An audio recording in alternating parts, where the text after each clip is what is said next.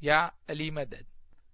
Otherwise, Rai Abu Ali Missionary, wise number 681. یا علی مدد.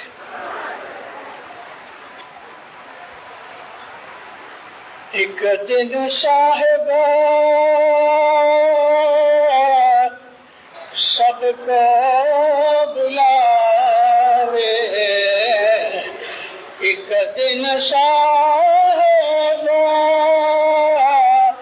سب کو بلاوے، تو لکھا لے سے تلا تلا کو بھائی لکھا لے سے تلا تلا کو سیاں جی مورے گھر کو ایک دن کو.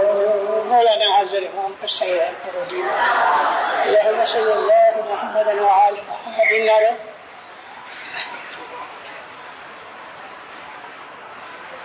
مرحوموں کے پیچھے ہم لوگ جو کچھ بھی کرتے ہیں وہ انہیں اسی طرح سے پہنچتا ہے کہ جیسے ہم ظاہر میں کرتے ہیں. ہمیں ایک دن مرنا ہے، یہ تو حق بات ہے. ایسے دنیا کے اندر کروڑوں آدمی ہیں، بلکہ میں یہ کہتا ہوں کہ 50% لوگ دنیا میں ایسے ہیں کہ جو اللہ کو نہیں مانتے. وہ لوگ ایتھسٹ ہیں یا ایگنوسٹک ہیں. ایگنوسٹک اس کو کہتے ہیں کہ جو مذہب کو نہیں مانتے لیکن خدا کو مانتے ہیں. لیکن دنیا میں ایک ایسا آدمی نہیں کہ جو یہ کہے کہ موت نہیں ہے. 100% لوگ موت کو جانتے ہیں. ہم لوگ جو ایشیا میں رہتے ہیں، خصوصی طور پہ ہندوستان پاکستان کے اندر، اور ہمارے جو باپ دادا تھے ہندو تھے، ہندو کلچر کے حساب سے موت کو بڑا بھیانک سمجھا گیا ہے، خوفناک چیز ہے. لیکن اگر ہم حقیقت کو دیکھیں اور خصوصی طور پہ جب ہم اسلام کی اسٹڈی کرتے ہیں تو موت اتنی خوفناک نہیں ہے. موت ایک پروسیس ہے ہماری لائف کا کہ ہم اس دنیا کے اندر چند عرصے کے لیے آئے ہیں. پرماننٹلی اس دنیا میں رہنے کے لیے ہم نہیں آئے، کیونکہ اللہ نے ہم کو کہا ہے کل من علیہا فان، ہر شے فانی ہے اور اسے ایک دن فنا ہونا ہے. کسی کی عمر چند گھنٹے کی ہوتی ہے، جیسے کہ بیکٹیریا ہے، انسیکٹس ہیں. ان میں سے بعض ایسے ہیں کہ وہ چند گھنٹے ہی زندہ رہتے ہیں. بعض خدا کی مخلوقات میں ایسے ہیں کہ چند دن زندہ رہتے ہیں، بعض چند مہینے زندہ رہتے ہیں، بعض چند برس زندہ رہتے ہیں. ایسے بھی ہیں جانوروں میں اور دوسری جمادات کے اندر کہ جن کی عمریں 500 700 1000 برس 2000 برس کی ہوتی ہیں. ادھر ہی مجھے جگہ کا نام میں بھول گیا ہوں. ادھر ایک دفعہ میں آیا امریکہ کے اندر، بہت برسوں کی بات ہے، 20 برس ہوئے، تو میں نے ایک جگہ پڑھا کہ there is a living entity over 3000 years. تو پتہ لگا، میں دیکھنے گیا تو درخت تھا، 3200 برس پرانا درخت تھا، اور درخت ایک زندہ اینٹی ہے. درختوں کے اندر خدا تعالیٰ نے لائف رکھی ہوئی ہے. اسی طرح سے یہ زمین جو ہے نا، یہ ایک دن زمین بھی فنا ہو جائے گی، یہ چاند سورج بھی مٹ جائیں گے. وہ اللہ تعالیٰ پروردگار کے جو خالق اکبر ہے، وہ ہر وقت نئی نئی چیزیں خلق کر رہا ہے، اور دوسری طرف جو پرانی چیزیں ہیں وہ ان کی عمر کے حساب سے جو خدا تعالیٰ نے طے کی ہے ان کے لیے، وہ مٹ رہی ہیں، ادھر پیدا ہو رہی ہیں، ادھر مٹ رہی ہیں. آپ خیال کرو کہ ساری دنیا کی اس وقت 6.5 بلین کی جو آبادی ہے، اس کے اندر کروڑوں بچے پیدا ہو رہے ہیں، لاکھوں آدمی گزر رہے ہیں. یہ خدا کا پروسیس ہمیشہ قائم رہے گا، اور یہ چیز خدا کی عظمت، بڑائی اور خدا کی ہستی کو ظاہر کرتی ہے. اس کے سوا کوئی باقی رہنے والا نہیں. کل نفس ذائقۃ الموت، ہر نفس کے جو سانس لیتا ہے، ہر وہ شے کہ جو جیتی ہے، وہ ایک دن مرنے والی ہے. ہمارے پیروں نے ہمیں اس بات اور حقیقت پہ بہت کچھ بیان کیا ہے، بہت کچھ. اگمیا سوئی دن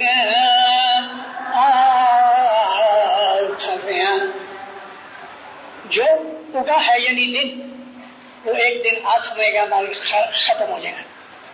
ہر پھولیا سوئی کروائے جنمیا سوئی. چلا، جو آدمی پیدا ہوا ہے وہ ایک دن مر جائے گا. موت بڑی خوبصورت ہے. مولانا امام سلطان محمد شہزاد فرماتے ہیں، موت کا دن مومن کے لیے عید کا دن ہے. عید میں کیا ہوتا ہے؟ محبتیں ہوتی ہیں، گلے ملتے ہیں، دوستوں کی، پیار کرنے والوں کی، اور جن کو ہم پیار کرتے ہیں ان کی ملاقاتیں ہوتی ہیں. یہاں تو سب سے بڑا دوست اس پروردگار کے بغیر اور کوئی نہیں، سچا دوست. مولا کہتے ہیں مومن کے لیے موت کا دن عید کا دن ہے. اور موت جو ہے وہ ہمیں دکھوں سے بچانے والی چیز ہے. عموماً آدمی بوڑھے ہو کے مرتے ہیں، مگر یہ کوئی لازم نہیں. ہر ایج میں، ہر عمر کے اندر آدمی مرتے ہیں. ماں کے پیٹ سے مرے ہوئے بچے پیدا ہوتے ہیں، چھوٹی عمر میں بھی مر جاتے ہیں، جوان بھی مرتے ہیں، بوڑھے بھی مرتے ہیں. لیکن عموماً خدا کا قانون یہ ہے کہ وہ پیدا ہوئے، جوان ہوئے اور پھر بوڑھا ہو کے پھر مرے. یہ نیچرل طریقہ ہے. مگر ہم لوگ غلطیاں کر کے کھانے پینے کی یا اور دوسری تو اپنی زندگی کو ہم بگاڑ لیتے ہیں. اور جب انسان بوڑھا ہوتا ہے، خاص طور پہ مڈل ایج کے اندر، جس کی ایج 45-50 برس سے شروع ہوتی ہے، آدمی تھک جاتا ہے، کمزور ہو جاتا ہے، الگ الگ قسم کی مختلف بیماریاں پکڑتی ہیں. اور یہاں تک کہ جو بڑھاپا ہے، بڑھاپا ایک دکھ دینے والی چیز ہے. مولانا مرتضی علی فرماتے ہیں، سب روگ تھی بڑا روگ بڑھاپا. بڑھاپا ایک روگ ہے، ایک مرض ہے.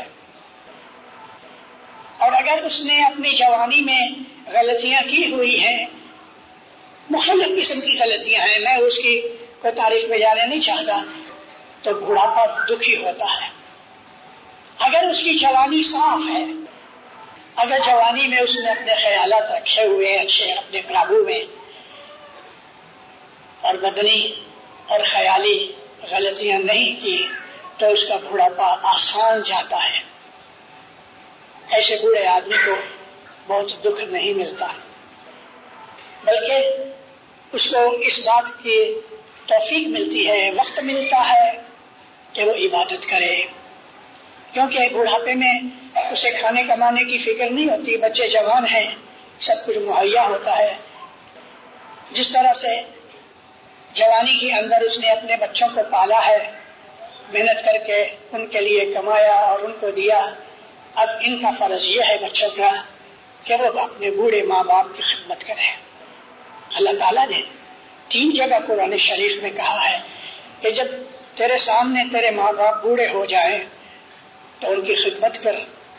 ایک جگہ اللہ کہتا ہے کہ اپنے بوڑھے ماں باپ کے سامنے زور سے بھی آواز مت نکالو، یعنی مطلب کہ اتنا ادب رکھو کہ زور سے بولو بھی مت.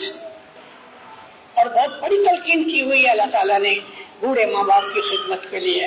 اور ہمارے بہت سے اماموں نے، ہمارے بہت سے پیروں نے ماں باپ کی خدمت کو عبادت کا درجہ دیا ہے. 1894 میں امام سلطان محمد شہزادار نے ایک کتاب لکھی تھی فارسی میں، پھر اس کے عربی ٹرانسلیشن کیے گئے اور کچھی میں ٹرانسلیشن کیے گئے۔ حاجی کمڑیا کو یہ 75 پیج کی کتاب امام نے دی اور فرمایا کہ مجھے اس کا کچھی ٹرانسلیشن بنا دو، سندھی بنائی۔ اس زمانے میں کھوجگی کو سندھی کہتے تھے۔ اس کتاب کا نام ہے اصول و فروع دین، امام سلطان محمد شاہ کی کتاب ہے، اور اس وقت مولا کی عمر 17 سال کی تھی۔ 1877 میں مولا دنیا میں پیدا ہوئے اور 1894 میں یعنی 17 سال کی عمر میں مولا نے یہ کتاب لکھی تھی۔ بہت سو کو تو پتا بھی نہیں ہے، بڑی اچھی کتاب ہے۔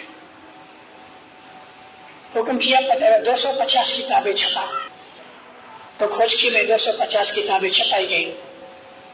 مولا کے حضور میں بنڈل آ گئے، پڑھ رہے۔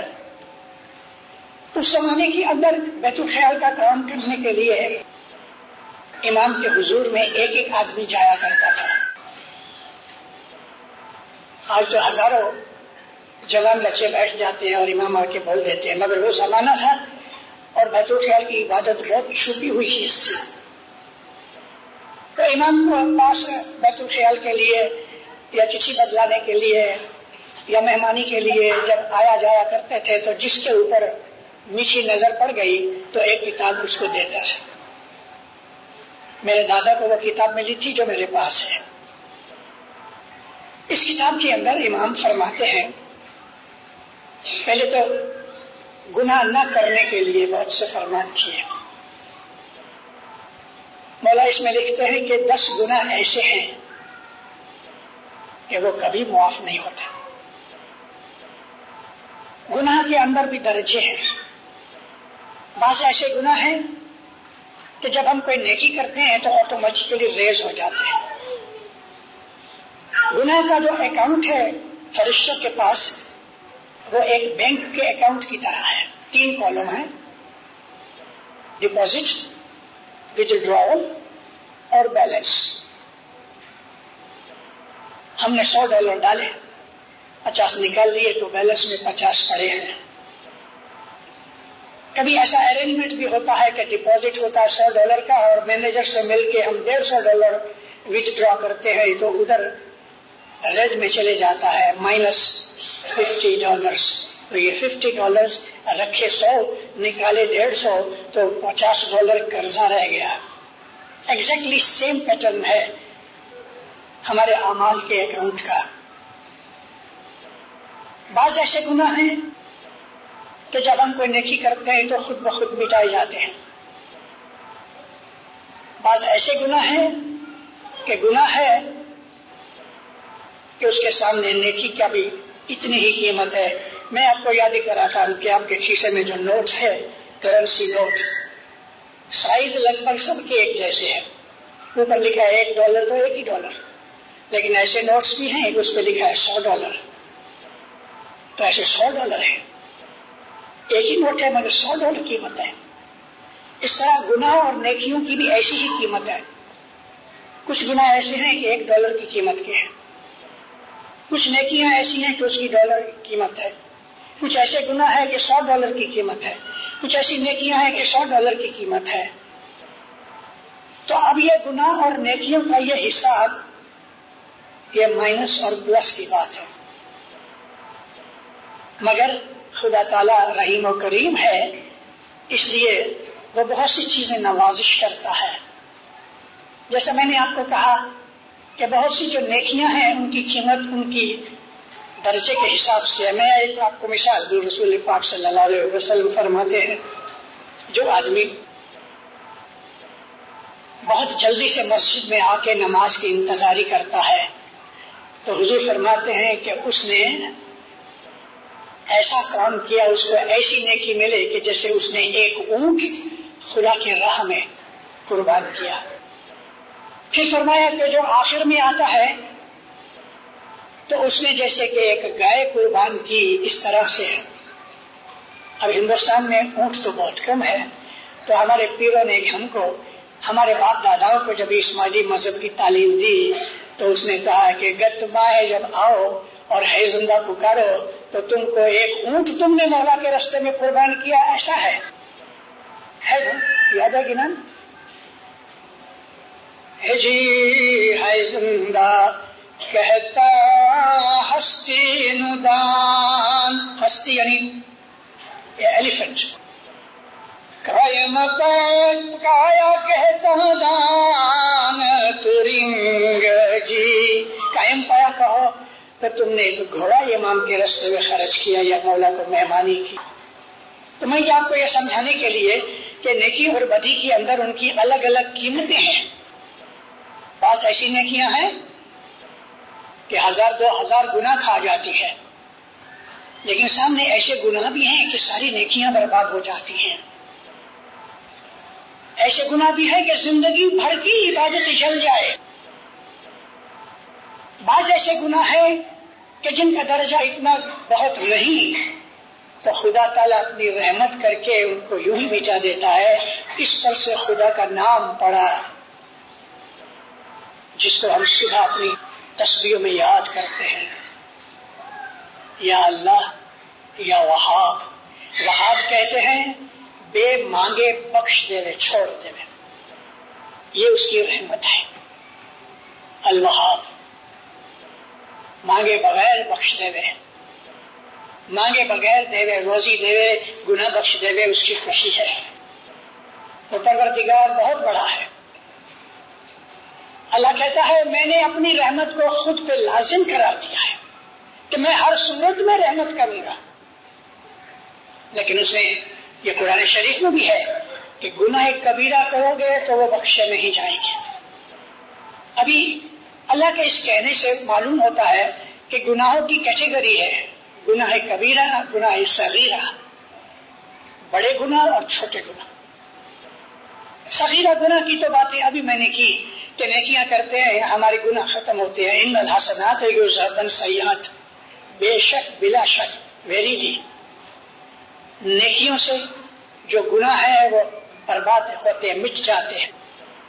تو نیکیاں کرتے کرتے ہمارے گناہ معاف ہوتے رہتے ہیں۔ لیکن مولانا امام سلطان نے شدت فرمایا اور اللہ نے قرآن میں کہا کہ جو گناہ کبیرہ ہیں وہ معافی مانگنے پر بھی، کوئی نیکیوں کی قیمت پر بھی وہ معاف نہیں ہوتے، اس کی سزا ملتی ہے۔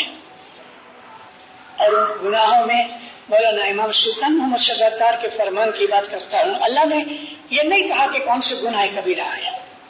رسول اکرم کی حدیثوں میں سے یہ ہمارے اماموں کے فرامین میں سے ملتے ہیں۔ مولا کہتے ہیں جس نے زمانے کے امام کی بیعت کی اور اس نے توڑ دی، یہ گناہ کبھی معاف نہیں ہوتا اور اس کی زندگی بھر کی تمام نیکیاں برباد ہو گئی۔ جس نے اسماعیلی مذہب کو قبول کر کے یا اسلام کو ایسا کہہ دو، رسول اللہ کی حدیثوں میں کہ اسلام قبول کرنے کے بعد اگر جس نے تو توڑ دیا، یعنی اسلام کے ساتھ بیعت توڑ دی، تو اللہ کے رسول کہتا ہے اس کی تمام عبادت نیکیاں برباد ہو گئی۔ اسی طرح سے ان گناہوں کی لسٹ میں آج میں اس کے اوپر واضح نہیں کر رہا، میں صرف مثالوں کے طور پہ دے رہا ہوں۔ ان کے اندر ان 10 کبیرہ گناہوں میں ایک گناہ یہ ہے کہ جس نے اپنے ماں باپ کو دکھ دیا۔ ماں باپ کو دکھ دینے والے کا یہ گناہ اس کی نیکیاں برباد کر دیتا ہے، وہ کبھی معاف نہیں ہوتی۔ میں ایک مہمانی میں بیٹھا تھا، دھنی سلامت داتار امام سلطان محمد شاہ آ کے بیٹھے، ایک آدمی ہے، فیملی بیٹھی ہے، مولا بیٹھے تو یہ رونے لگا۔ صاحب نے وجہ پوچھی، کہتے خداوند روٹی آگے ہے میں پیچھے ہوں۔ مطلب کیا ہے کہ بہت محنت کرتا ہوں لیکن بچتا نہیں اور آسانی نہیں ہوتی۔ اس کو اس طرح کہتے ہیں کہ روٹی آگے میں پیچھے، مطلب کہ میں بھوکا رہتا ہوں، میرا خرچ پورا نہیں ہوتا۔ تو ماں باپ فرماتے ہیں تم نے کچھ ایسا گناہ کیا ہے؟ کہتے ہاں خداوند۔ کیا ہے؟ میں نے اپنے ماں باپ کو دکھ دیا ہے۔ سب اٹھ گئے، کھڑے ہو گئے، قیامت تک انتظار کرو۔ اس نے مولا نے پوچھا زندہ ہے کہ گزر گئے؟ اس نے کہا کہ سب گزر گئے۔ تو اب مرے ہوئے ماں باپ سے معافی مانگنے کا موقع نہ رہا تو سب اٹھ کے کہتے ہیں قیامت تک انتظار کرو. مطلب یہ ہے کہ یہ ایک چیز معاف نہیں ہوتی. ماں باپ کو دکھ دینے والے کبھی سکھی نہیں ہوتے، اور یہ وہ عظیم گناہ ہے کہ اس کی نیکیاں برباد ہو جاتی ہیں. اللہ کہتا ہے ایسا کوئی دکھ نہیں جس میں تمہارا اپنا ہاتھ نہیں. ایک جگہ اللہ کہتا ہے گاڈ از ناٹ ٹائرنٹ، خدا ظالم نہیں ہے. یعنی کہ خدا کسی کے ساتھ بدی نہیں کرتا، خدا کسی کو دکھ نہیں دیتا. ایک نیک انسان کسی کو دکھ نہیں دیتا تو پروردگار رحیم و کریم وہ کیسے دکھ دے گا لوگوں کو؟ مولانا جعفر صادق کہتے ہیں اے بندے اس خدا تعالیٰ کی بڑائی کو دیکھ کہ تم پیدا نہیں ہوا تھا تو اس کے پہلے تیری روزی اس نے بھیج دی. بچہ پیدا ہونے سے 2-3 دن پہلے ماں کو دودھ اتر آتا ہے، بچہ تو بعد میں پیدا ہوتا ہے. مولانا جعفر صادق کہتے ہیں کہ تم پیدا ہوا اس کے پہلے تیرا کھانا پینا خدا نے بھیج دیا. یہ رحیم جو ہے وہ دوسرے کو دکھ دے گا؟ کبھی نہیں.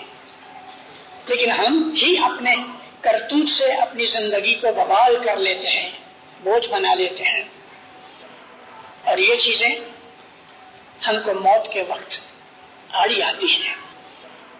بعض گناہ ایسا ہوتے ہیں دینداروں کہ اس کا بدلہ تھوڑی دیر کے اندر مل جاتا ہے. بعض نیکیاں بھی ایسی ہیں. بعض گناہ ایسا ہوتے ہیں کہ 2-4 دن کے بعد بدلہ ملتا ہے. بعض گناہوں کو ہمیں بدلہ 1-2 برس کے بعد ملتا ہے. ایسے بھی گناہ ہیں کہ ہم کو موت کے وقت اس کی سزا ملتی ہے. بھلا کیوں؟ اس لیے کہ وہ رحیم پروردگار ہم کو چانس دیتا ہے کہ ہم توبہ کریں، پشیمان کریں اپنے آپ کو، تو خدا اس کے گناہوں کو گھٹا دیتا ہے یا معاف کر دیتا ہے. پشیمانی گناہوں کو مٹانے کے لیے بڑی ضروری چیز ہے. بھول ہو گئی اور گناہ کرنے کے بعد اگر انسان سمجھ جاوے، پشیمان ہو، تو خدا ہلکی سی سزا دے کے سزا تو ملے گی. زیرو تو کبھی نہیں ہوگا، سزا ضرور ملے گی. لیکن یہ ہو سکتا ہے کہ $100 کی سزا کو خدا $1 دے کے معاف کر دے. یہ ہوتا ہے. اور اس میں خصوصی طور پہ ہمارا مذہب ہمیں بہت کام آتا ہے نیکیاں کرنے سے، اور خاص طور پہ ایسی نیکیاں کہ جو دوسروں کو فائدہ پہنچاتی ہیں. مثال کے طور پہ کسی کی مدد کرنا، کسی کی خدمت کرنا، کسی کے ہیلپ کرنا، کسی کے لیے دعائیں مانگنا. یہ وہ نیکیاں ہیں کہ جو خدا کو بہت پیاری ہیں، اور ان کی وجہ سے بہت سے گناہ بخشے جاتے ہیں. لیکن یہ جو کبیرہ گناہ ہیں وہ کبھی معاف نہیں ہوتے.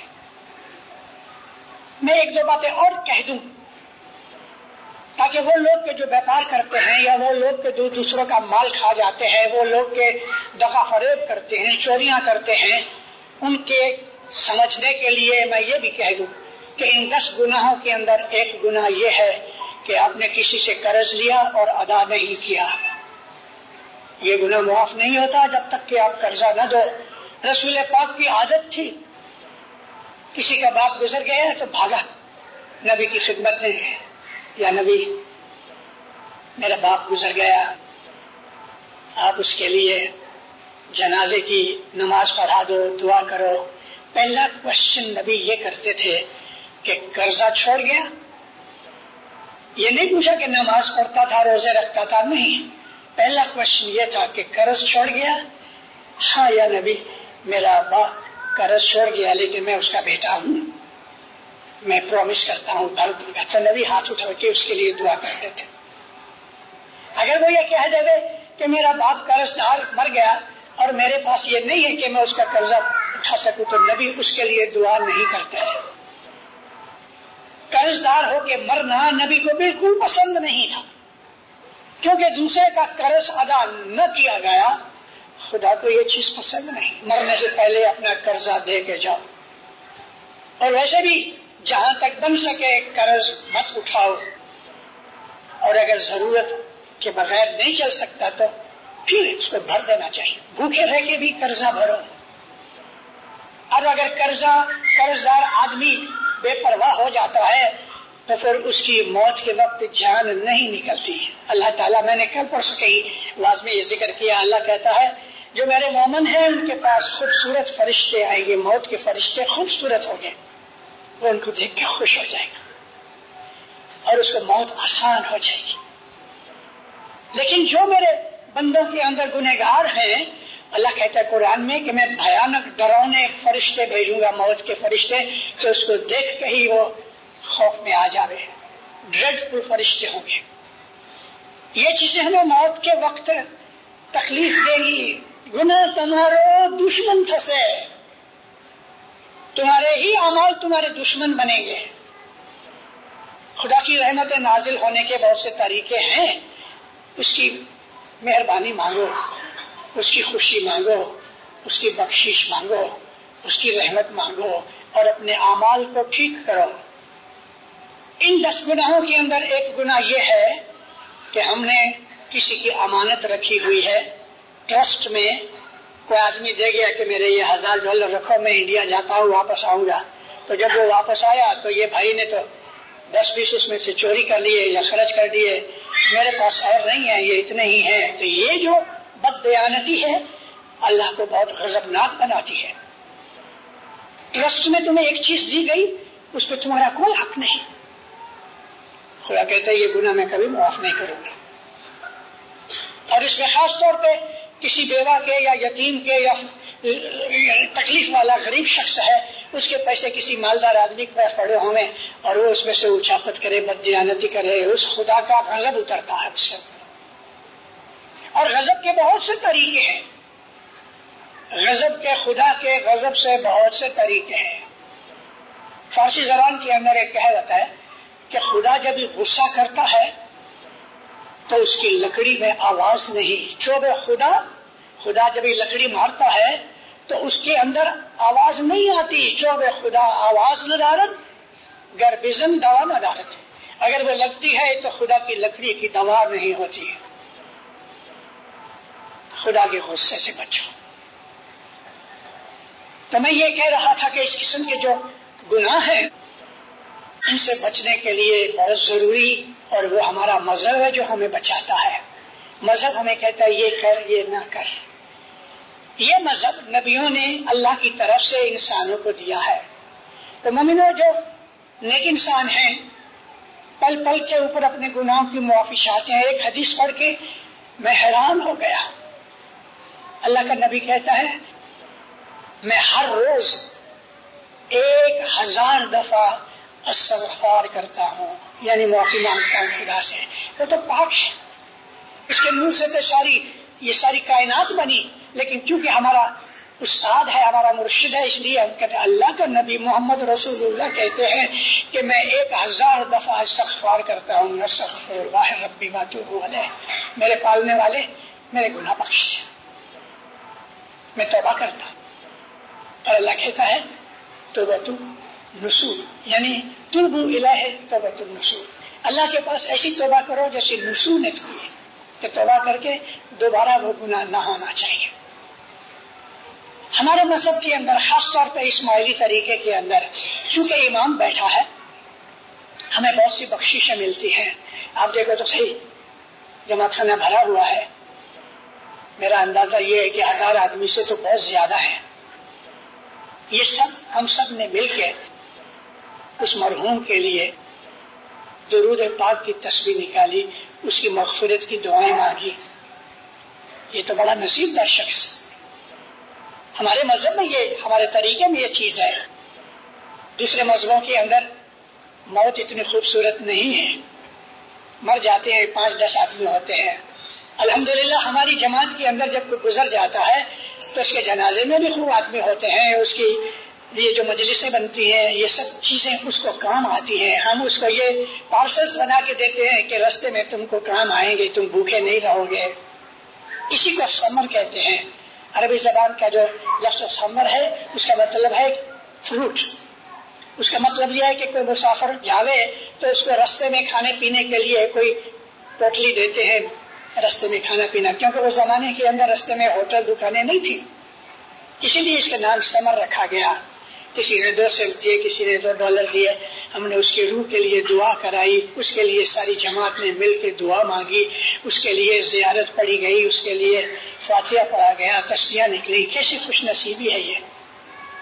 ہمارے مذہب کی ایک اور خوبی دیکھو، نبی کریم سخت بیمار پڑے، حضور 3 دن بیمار رہے. جیسے یوں تو ان کو تھوڑا کمزوری آ گئی تھی، 2 مہینے سے حالت ٹھیک نہیں تھی، پیر لوٹ کھڑاتے تھے، لیکن آخری 3 دن حضور کو بخار آتا تھا. اور جب وقت نزدیک آیا تو اندر بدن میں موت گرم ہے، موت گرم ہے، پسینہ آ جاتا ہے. تو نبی کریم بازو میں لگن پڑا تھا پانی کا، انگلیاں ڈال ڈال کے چہرے پہ ملا کرتے تھے، کیونکہ موت کی گرمی لگتی تھی اور عموماً موت پہ پسینہ آ جاتا ہے. 2 دن باقی تھے. نبی نے بلال کو بلایا، بلال شہر میں جا کے مدینے میں منادی کرو کہ میرے اوپر اگر کسی کا کوئی قرضہ ہے تو میرے پاس آ کے لے جائے. سب کو معلوم تھا کہ رسول پاک کی حالت اچھی نہیں ہے. منادی کی گئی. ایک آدمی گیا رسول کے گھر پہ، اندر چھوٹا سا کمرہ تھا جس کے اندر جو اصحابی نزدیک میں تھے، حضرت عمر تھے، حضرت ابو بکر تھے، تو یہ سب بیٹھے ہوئے تھے. اس نے آ کے کہا کہ یہ منادی کی گئی، یا نبی میرا آپ پر قرضہ ہے. کسی آدمی نے پکڑ کے اس کو بچھانے کی گئی. بدماش کیا کر رہے ہو؟ نبی فرمایا وہ میرے سے بات کر رہا ہے، تم بیچ میں کیوں آتے ہو؟ وہ اس کو کہتا ہے کہ وہ اس حالت میں نبی سے قرضہ مانگ رہا ہے. نبی نے کہا آنے دو. بولو بھائی کیا ہے؟ حضور سوئے ہوئے ہیں، لیٹے ہوئے ہیں. یا نبی فلاں وقت کے اوپر مدینے کے اس بازار میں میں ناچ رہا تھا، آپ نے مجھے پیچھے سے ٹھوکا دیا لکڑی سے، میں اس کا بدلہ چاہتا ہوں. یعنی نبی نے تو جوک کیا، میں اس کا بدلہ چاہتا ہوں کہ میں اس لکڑی سے اسی طرح آپ کو میں ٹھوکا دوں. لوگ بگڑ گئے. نبی نے سب کو ٹھنڈا کیا. تو معاملہ میرا ہے، تم بیچ میں کیوں آتے ہو؟ لکڑی لاؤ. لکڑی حاضر. یہ لکڑی. یا نبی میں اس وقت ننگا تھا، پیٹھ میری ننگی تھی، آپ یہ پیراہن یہ کرتا اونچا کرو. نبی کو بٹھایا گیا. بار بار لوگ بگڑ رہے ہیں، لیکن نبی بہت ہی آسانی سے بیٹھے ہوئے ہیں. حضور بیٹھے، پیراہن اونچا کیا گیا.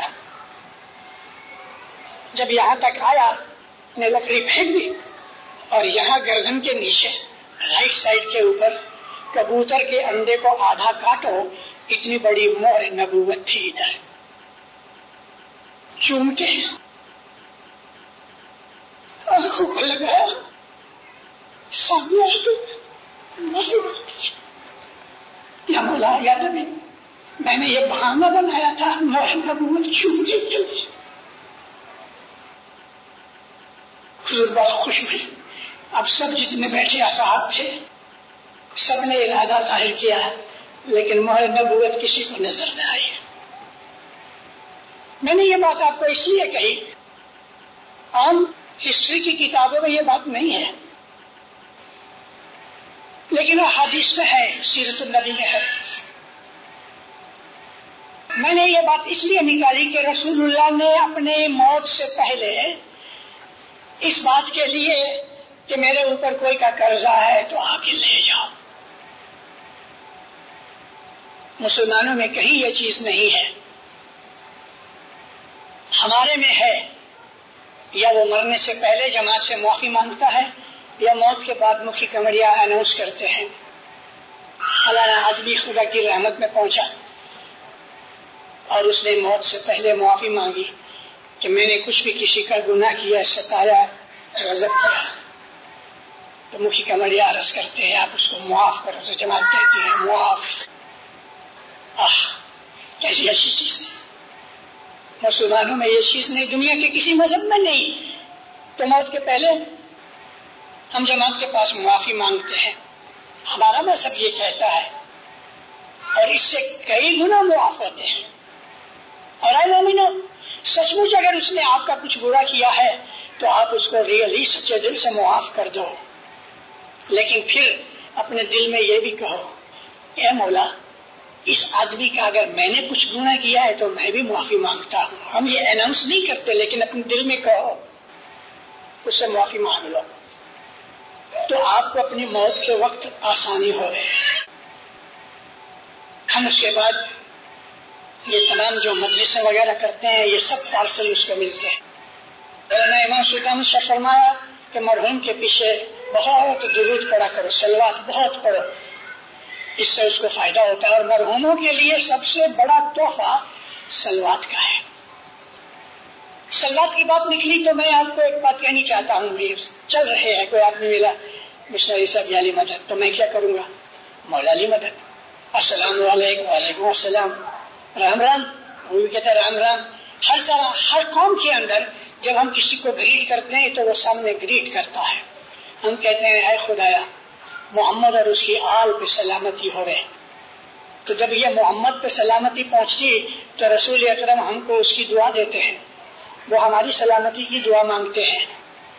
رسول اکرم کی لاکھوں، آج تک 1400 برس میں لاکھوں اہل بیت گزر گئے. یہ آل رسول نبی سے لے کے آج تک یہ سب کے اوپر ہم صلوات درود بھیجتے ہیں، تو یہ لوگ بھی ہمارے اوپر سلامتی بھیجتے ہیں. مولا کہتے ہیں سلامتی کی دعا مانگو دوسرے کے لیے تو تمہارے اوپر سلامتی اترے. صلوات پڑھا کرو. اور مرحوموں کے لیے خصوصی طور پہ ایک تسبیح ضرور نکالو، اپنے ماں باپ کے لیے یا بزرگوں کے لیے جو گزر گئے ہیں، ان کو اس چیز کا عوض ملتا ہے. اور جب ان کو روحانیوں کو ان کی اولاد صلوات پڑھ کے جو ثواب دیتی ہے تو سامنے وہ بھی اپنی اولاد کے لیے دعا مانگتے ہیں. اس لیے دینداروں ہمارے مذہب کی جو باریکیاں ہیں، اپنے مذہب کے اندر جو قیمتیں ہیں، ان کا ضرور صدیق کر کے اس سے فائدہ اٹھانا چاہیے. موت کے وقت ہماری موت آسان ہوئے اس کے لیے ہمیں گناہوں سے بچنا چاہیے، نیکیاں کرنی چاہیے، خیرات ضرور کرو کیونکہ خیرات کرنے سے خدا بہت راضی ہوتا ہے. مگر اللہ رسول کا حق جو دسوند ہے اس پہ کبھی نیت بری مت کرنا، کیونکہ خدا تعالیٰ نے ہمیں روزی دی ہے اور وہ کہتا ہے کہ اس روزی میں سے اتنا تو مجھ کو واپس دے. حالانکہ سارا کچھ اس کا ہے، مگر ہمارا دل دیکھنے کے لیے ہمارے اوپر دسوند یا زکوٰۃ یا خمس لازم کیا گیا. اور ہر زمانے میں ہر مذہب کے اندر یہ چیز موجود ہے کہ تمہاری کمائی ہوئی روزی میں سے ایک سرٹن پارٹ جو ہے وہ خدا کے لیے یا مذہب کے لیے خرچ کیا جائے. دسوند ہمارے ایمان کو ٹکانے کے لیے بہت بڑی ضرورت کی چیز ہے. جو آدمی دسوند نہیں دیتا اس کا ایمان برابر نہیں. جو آدمی دسوند نہیں دیتا اس کو برکت نہیں ملتی. جو آدمی دسوند نہیں دیتا اس کو دل کا سکون نہیں ملتا. جو آدمی دسوند نہیں دیتا آفت بلائیں اس کو پکڑ لیتی ہیں. کتنے پاٹ ہیں دسوند کے گنانوں کے اندر، خاص طور پہ بالحسن کبیر دن ماں باپ کی تو اننت اکھاڑے میں کتنے پاٹ ہیں. دسوند دیوے صدق رہے، حیران نہ ہو اسی. جو آدمی دسوند دیوے صدق سے، صدق کا مطلب اپنے ایمان سے رہے، پھر کہتے ہیں وہ کبھی حیران نہیں ہوگا.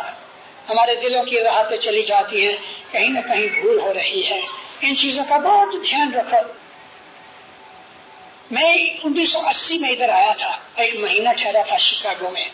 اس وقت میں نے 35 وعظیں کی تھی ایک مہینے میں. ان وعظوں کو ڈھونڈ کے سنو. میں نے اپنے مذہب کی تمام چھوٹی بڑی چیزوں کا ذکر اس میں کیا ہے، اور اس میں خاص طور پہ میں نے یہ دسوند کے اوپر اور ہماری روزی کا کیا تعلق ہے، ہماری روزی اور دسوند کا جو تعلق ہے اس کے اندر میری ایک واعظ ہے کہ اگر روزی رزق میں برکت چاہتے ہو، اے مومنو، برکت کا یہ مطلب نہیں سمجھتا کہ ملینر بن گیا ہے وہ برکت ہی ہے. برکت کہتے ہیں کہ جس میں خدا تعالیٰ کی رحمت، سکون اور خوشی ہو گئے. ایک غریب آدمی، اس کو جب برکت ملتی ہے تو آدھی روٹی کھا کے بھی وہ خوش رہتا ہے، تندرست رہتا ہے. بیماری بھی ایک سزا ہے، اور صحت و تندرستی خدا تعالیٰ کی برکتوں میں ایک برکت ہے. اس میں دسوند بہت امپورٹنٹ ہے. 3 وقت کی دعا اپنے مذہب کا ایک اصول ہے، اسی طرح سے دسوند ہمارے مذہب کے اصولات میں سے ہے. دسوند کا بہت خیال رکھو. حق کی روزی کھاؤ. میرا ایک تقیہ کلام ہے، میں آوازوں میں کہا کرتا ہوں आधी रोटी खाओ मगर सुख की खाओ, आधी रोटी खाओ मगर सुख की खाओ। मालदार बनने के लिए दगा फरेब दौड़ धूप मत करो, वो चीज फना कर देगी। हमारी जिंदगी अजीरन कहते मुश्किल कर देगी। आराम से रहो, सिदक से रहो, सच्चे बन के रहो। किसी का हक हमारे पेट में न जाए। उसका दाना अपने पेट में अगर चला गया तो पेट फट जाएगा, यूं नहीं फटेगा, उसके फटने के तरीके हैं। रोजी खराब हो जाएगी, बर्बाद हो जाएगी। घरों में झगड़े होते हैं, उसके अंदर भी हमारे गुनाहों की वजह है। आज इस वक्त जो वक्त जा रहा है हमारी कौम के अंदर, अटलांटा में भी मैं बोल के आया हूँ कि मैं देख रहा हूँ कि गए 25 वर्ष में हमारी जमात के अंदर हमारी फैमिली लाइफ खराब हो रही है। और मियाँ बीवी लड़ते हैं, झगड़ते रहते हैं, बच्चों की जिंदगियां बर्बाद हो रही हैं। माँ बाप को झगड़ते देखते बच्चे जो हैं दोनों में से एक को हेट करते हैं। बच्चे अपनी मर्जी के, अपनी तालीम के हिसाब से, अपनी ताकत के हिसाब से जज कर लेते हैं कि इसमें माँ का कसूर है या बाप का है।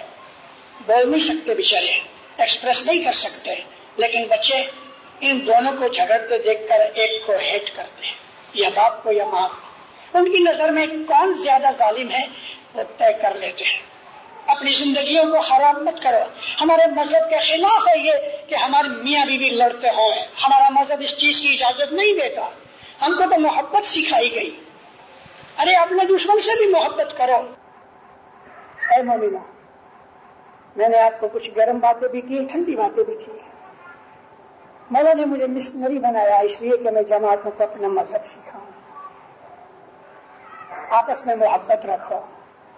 एक मैं और बात कहता रहता हूँ, 2 दफा कही जमातों के अंदर, कि जिस घर में, जिस फैमिली में औरत की इज्जत नहीं, औरत से मतलब खाली बीवी नहीं, बेटी औरत है, बहन औरत है, माँ औरत है, चाची औरत है, दादी नानी औरत, किसी भी रूप में औरत है। जिस फैमिली में, जिस घर में औरत की इज्जत नहीं, उस घर में कभी बरकत नहीं आएगी। औरत की इज्जत करो। माँ, बहन, बेटी, बीवी, मासी, ताई, जो कुछ भी है, औरत को खुदा ताला ने नरम बनाया है, हलीम बनाया है। दुख उठाने वाली औरत जितना दुख उठा सकती है, मर्द उसका आधा दुख भी नहीं उठा सकता। डिलीवरी के वक्त जो औरत को दुख मिलता है और जैसे ही बच्चे का मुंह देखती है तो सारा दुख भूल जाती है, ये खुदा की शान है। औरत की बड़ी इज्जत करो।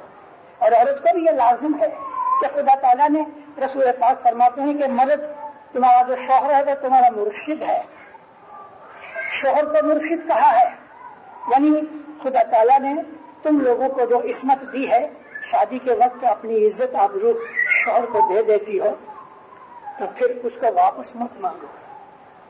तुमने अपनी आबरू इस्मत दे दी, उसकी कदर करो, शौहर की इज्जत करो, माँ बाप की इज्जत करो, सस सहुरा की इज्जत करो। ये जो जिंदगी के शोबे है, जिंदगी के हमारे रिश्तेदारियां हैं, ए मोमिनो, ये हमारे मजहब की तालीम है कि हम हर हालत में, अगर कोई शौहर है तो वो बेहतरीन शौहर है, बेटा है तो बेहतरीन बेटा है, भाई है तो वो बेहतरीन भाई है, इसी तरह से बीवी है या माँ है, किसी भी कंडीशन में जो पोजीशन हमारी है उसमें बेहतरीन हालत में रहो। ये हमारा मजहब है। और ये सारी की सारी चीजें जो है ना, हमें मौत के वक्त तंग करेंगी या मौत के वक्त हमें फायदा देंगी। इसलिए हमारे पीरों ने हमको ये कहा हुआ है, मौत को याद करो। मरना है रे जरूर जुगमाए चेती में चाल, होशियार चल के कि गुनाह ना हो गए। ए मोमिनो, सुखी रहो, आबाद रहो, तंदुरुस्त रहो। मौला गुनाह से बचने की तौफीक दे, नेकी करने की तौफीक दे, अपना फरमान बरदार बनाए, दसवन सुखरीत में पड़ा रखे, इबादत का शौक दे, आफत बलाएं दूर करे, बदियां बुराइयां दूर करे, नेक उम्मीदें पूरी करे, आपके नवाजिशें दे, अपनी नेमत की, अपनी रहमत की, अपनी बख्शिशों की, आपके रोजी रिज़्क़ को आसान करे, आपकी आल औलाद को मोहन बने, सुखी आबाद रहे।